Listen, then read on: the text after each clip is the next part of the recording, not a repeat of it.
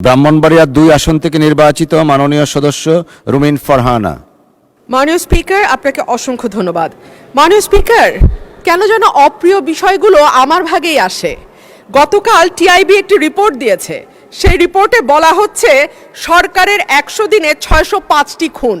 আমি আশা করেছিলাম মাননীয় স্বরাষ্ট্রমন্ত্রী আজকে এখানে উপস্থিত থাকবেন, কিন্তু আমি সামনে তাকিয়ে দেখলাম মাননীয় স্বরাষ্ট্রমন্ত্রীর আসনটি খালি, অর্থাৎ তিনি উপস্থিত নাই।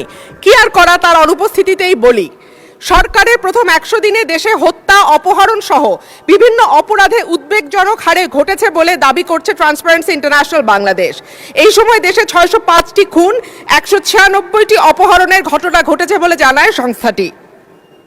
প্রতিবেদনে দেয়া পরিসংখ্যানে দেখা যায় মার্চ ও এপ্রিল মাসে মোট ৬০৫টি খুন, ২৯৪টি ছিনতাই, ৯০টি ডাকাতি, ১৯৬টি অপহরণের ঘটনা ঘটেছে। একই সময় পুলিশের উপর হামলার ঘটনা ঘটেছে ১২৯টি, চুরির ঘটনা ২২১৪টি। এছাড়া নারী ও শিশু নির্যাতনের ঘটনা ছিল ৩৪৯৬টি। আলোচিত সময় ধর্ষণের শিকার হয়েছে ৭৮ থেকে ১০২ জন, গণধর্ষণের শিকার ৩০ থেকে ৩৬ এবং ধর্ষণের শিকার শিশুর সংখ্যা ৪৯ থেকে ৭১ জন। মাননীয় স্পিকার, আমাদের এই পরিসংখ্যানটি স্পষ্ট করে দেয় বাংলাদেশে গত ৩ মাসে আইন শৃঙ্খলা পরিস্থিতির অবস্থা কি।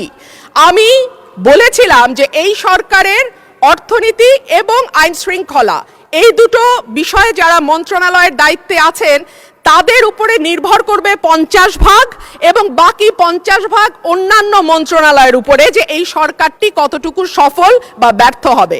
আজকে মাননীয় স্বরাষ্ট্রমন্ত্রী সংসদে উপস্থিত থাকলে আমার পক্ষে সহজ হতো আরো স্পষ্ট করে বলা যে এই সরকারের সফলতার ৫০ দায় অর্থ এবং স্বরাষ্ট্রমন্ত্রীর উপর নির্ভর করে। সুতরাং মাননীয় সদস্য, আপনাকে ধন্যবাদ।